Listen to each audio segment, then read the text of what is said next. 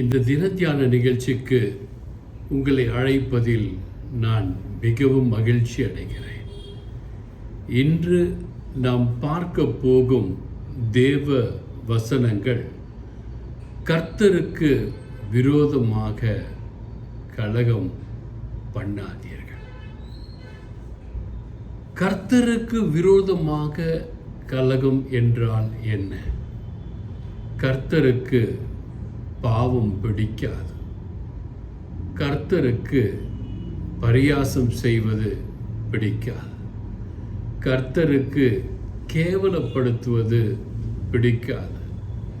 கர்த்தருக்கு தீமை செய்வதே பிடிக்காது. உங்கள் மருமகளுக்கு தீமை செய்வீர்களே ஆகில், உங்கள் மகனுக்கு தீமை செய்பவர்களே ஆகில் நீங்கள் மனம் மாற வேண்டும். பிறரை ஏளனப்படுத்தி பேசுபவர்களாகில் நீங்கள் மனம் மாற வேண்டும். உங்கள் பிள்ளைகள் மனம் மாற வேண்டும். உங்கள் பேர பிள்ளைகள் மனம் மாற வேண்டும். என்னிடத்தில் ஒரு சகோதரி சொன்னார்கள்,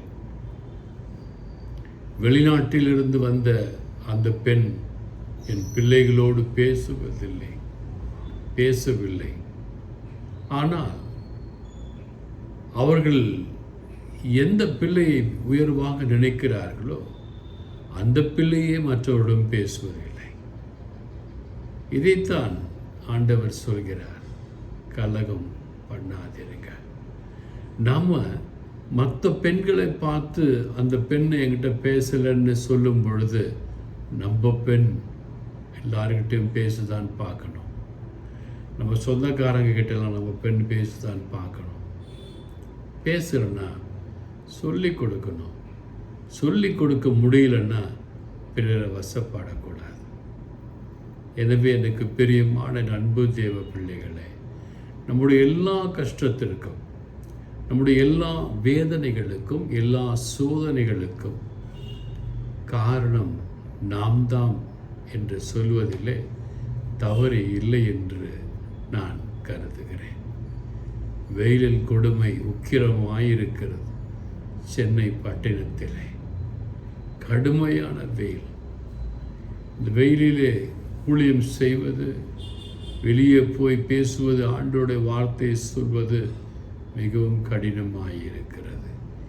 எப்படி தான் அந்த காலத்திலே அருள்நாதர் இயேசு அவருடைய சீடர்களும் ஊழியம் செய்தார்கள் என்று தெரியவில்லை.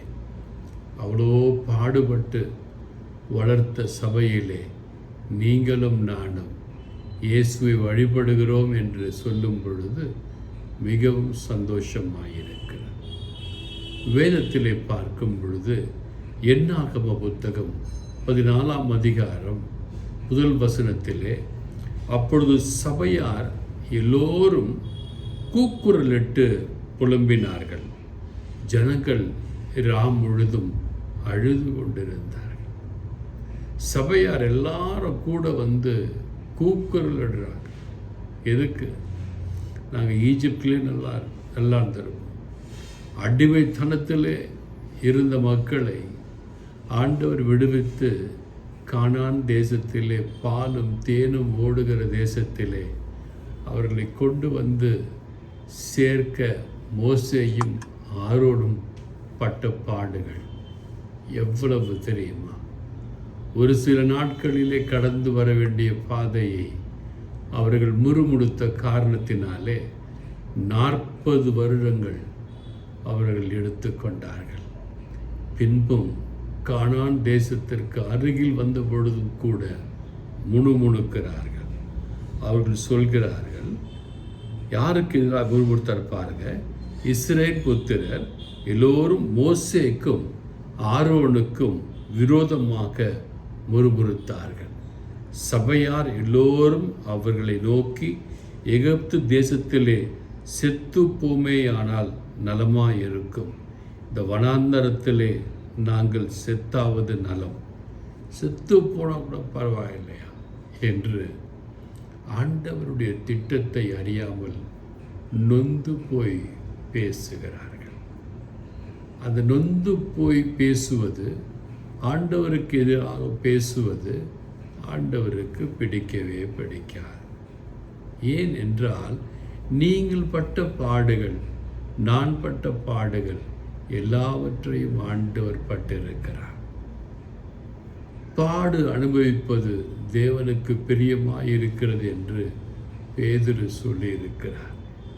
அந்த பாடுகளை இயேசு கிறிஸ்து அனுபவித்து நமக்கு காட்டி சென்றிருக்கிறார். அதே என்னாகவும் 14:4 பார்ப்பீர்களே ஆனால், பின்பு அவர்கள் நாம் ஒரு தலைவனை ஏற்படுத்தி எகிப்துக்கு திரும்பி போவோம் வாருங்கள் என்று ஒருவரோடொருவர் சொல்லிக் கொண்டார்கள். எந்த அடிமைத்தனத்திலிருந்து விடுவிக்கப்பட்டு இவர்கள் கூட்டி வரப்பட்டார்களோ அதே அடிமைத்தனத்திற்காவது போய்விடுவோம் என்று சொல்லி அவர்களுக்கு என்று ஒரு தலைவனை கூட ஏற்படுத்த நினைக்கிறார்கள்.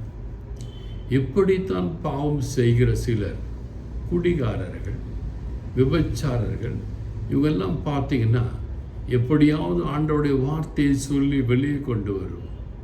ஆனால் திரும்பவும் அவங்க பாவத்திற்கு போய்விடுவாங்க. ஏன்னா பாவம் செய்கிறது அவனுக்கு ரொம்ப ஈஸி, பரிசுத்தமாய் வாழ்வது மிகவும் கடினம். என்னை ஒரு சிலர் ஏளனம் செய்த பொழுது அவர்களை பார்த்து நான் சொன்னேன், இதுவரை 700க்கும் மேற்பட்ட செய்திகளை ஆண்டவருடைய கிருபையால் கொடுத்திருக்கிறேன். என்னை பரியாசம் செய்பவர்கள் அவ்வாறு செய்துவிட்டு என்னை பரியாசம் செய்யட்டும் என்று. அதற்கு பின்பு பரியாசம் வரவில்லை. இதை ஏன் சொல்லுகிறேன் என்றால், இவர்களும் அப்படித்தான் மோசேயும் ஆரோனையும் பார்த்து பரியாசம் செய்து எகிப்திற்கே சென்று விடுகிறோம். எகிப்தில் அழுத இவர்கள் விடுதலை கிடைக்காதா?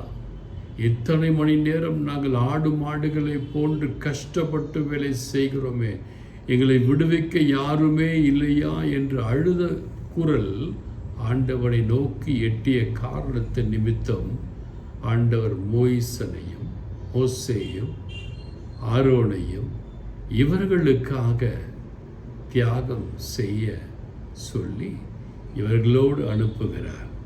ஆனாலும் பாருங்கள், இவர்கள் சபல புத்தியினால் பாவத்தை நாடி போகிறார்கள். தேசத்தை சுற்றி பார்த்தவர்களில் நூனின் குமாரனாகிய யோசுவாவும் காலேபும் தங்கள் வஸ்திரத்தை கிழித்து போட்டார்கள். தேசத்தை சுற்றி பார்த்துட்டாங்க.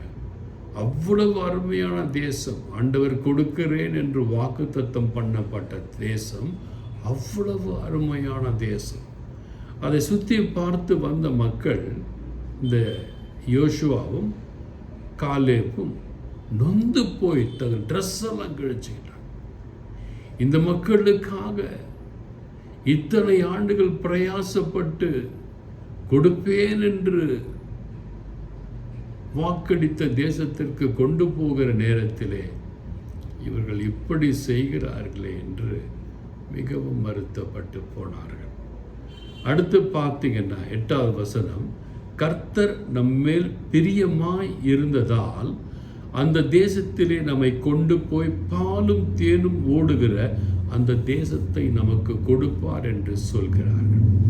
கர்த்தர் பிரியமாய் இருந்தார். பிரியமான என் தேவ பிள்ளைகளே, அன்று உங்கள் முற்பிதாக்களுக்கு கர்த்தர் பிரியமாயிருந்தார். இன்று உங்கள் மேலும் என் மேலும் கர்த்தர் பிரியமாயிருக்கிறார். பாலும் தேனும் ஓடுகிற தேசத்திலே எவ்வாறு அவர்கள் பிரவேசித்தார்களோ அதே போன்று ஆசீர்வாதமாய் நீங்களும் நானும் இருக்க தேவன் விரும்புகிறார். உங்கள் ஒவ்வொருவரும் ஆசீர்வாதமிக்க பிள்ளைகளாய், அபிஷேகமிக்க பிள்ளைகளாய் இருக்க வேண்டும் என்று தேவன் விரும்புகிறார். அப்படி விருப்பப்படுகிற தேவனுக்கு எதிராக நாம் பாவம் செய்யும் பொழுது தேவனை கலங்க பண்ணுகிறோம். சில குருக்கள், கண்ணியர்கள் தங்கள் குடும்பத்திலே நிகழ்கின்ற நிகழ்வுக்கு சாதகமாக பேசும் பொழுது ஆண்டவனுக்கு எதிராக கலங்கம் பண்ணுகிறார்கள். மாற்றி மாற்றி பேசுகிறேன்னு சொல்லும் பொழுது ஆண்டவனுக்கு எதிராக கலகம் பண்ணுகிறார்கள். உங்கள் குருமடத்திலே நடக்கிற நிகழ்வுகள், உங்கள் கஷ்டங்கள் எப்படி எங்களுக்கு தெரிய வருகிறது? நீங்கள் சொன்னதால் தானே. நீங்கள் ஏன் சொன்னீர்கள்? சொல்லிவிட்டு இப்படியெல்லாம் பேசினா, முறுமுறுத்தா, அது ஆண்டவருக்கு பிடிக்காது. அவயோக்கியமா என்று ஆண்டவரின் வேலைக்காரர்களை பார்த்து பேசினால் ஆண்டவருக்கு பிடிக்காது. அடுத்து வசனங்களுக்கு செல்லுவோம். பாலும் தேனும் ஓடுகிற இடத்திற்கு கொண்டு போக நினைத்தால் இப்படிலாம் பண்ணுறாங்களே கோபம் அடைஞ்சிட்டாங்க. அடுத்து 9ஆம் வசனம், கர்த்தருக்கு விரோதமாக கலங்கம் பண்ணாதிருங்கள் என்று சொல்லுகிறார்கள். உங்கள் வாழ்க்கையிலும் கூட கர்த்தர் உங்களுக்கு என்று ஒரு திட்டத்தை வைத்திருப்பார். அந்த திட்டத்தை வெளிப்படுத்தும் ஆண்டவரே என்று நீங்கள் ஆண்டவரை பார்த்து கேட்க வேண்டும். மாறாக உங்கள் தவறுகளின் நிமித்தம், உங்கள் பாவத்தின் நிமித்தம் நீங்கள் துன்பப்படும் பொழுது, வேதனைப்படும் பொழுது கர்த்தரை பழித்து பேசக்கூடாது. இங்கு அதை தான் சொல்றார். கர்த்தருக்கு விரோதமாய் மாத்திரம் கலகம் பண்ணாதிருங்கள். அந்த தேசத்தின் ஜனங்களுக்கு நீங்கள் பயப்பட வேண்டியதில்லை. நம்ம போகிற தேசத்தின் மக்கள் எப்படி இருப்பாங்க? உயரமாக இருப்பாங்களோ, பலவானாக இருப்பாங்களோ, நீங்கள் பயப்பட தேவையில்லை. நீங்கள் வேலை செய்யும் பொழுது அந்த வேலை ஸ்தலத்திலே நீங்கள் திருமணமாய் போகும் பொழுது அந்த திருமணமாய் போகிற புதிய வீட்டிலே நீங்கள் கடன் வாங்கி ஒரு தொழில் செய்யும் பொழுது அந்த தொழிற்சாலையிலே நீங்கள் பயப்பட தேவையில்லை. அது ஆண்டவரின் திட்டமாய் இருந்தால் ஆண்டவர் உங்களோடு இருப்பார். நீங்கள் ஆண்டவரை சேவிக்கிற பிள்ளைகளாய் இருப்பீர்களே, ஆனால் ஆண்டவர் உங்களுக்காக உங்கள் கூடவே இருப்பார்.